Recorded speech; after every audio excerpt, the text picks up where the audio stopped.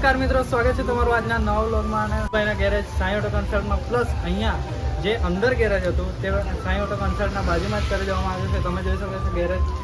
તો મિત્રો જે અંદર ગેરેજ હતું મેહુલભાઈનું તે અહીંયા 4 રસ્તા પર શિફ્ટ કરવામાં આવેલું છે. એટલે અહીંયા તમને તમામ પ્રકારની ગાડીઓના સ્પેરપાર્ટથી માંડીને બધું જ મળી જશે. તો તમે અચૂક આવવાનું ભૂલશો નહીં. કંઈ પણ ગાડીમાં પ્રોબ્લેમ થાય મેહુલભાઈને ગેરેજ પર આવો. ચાલો.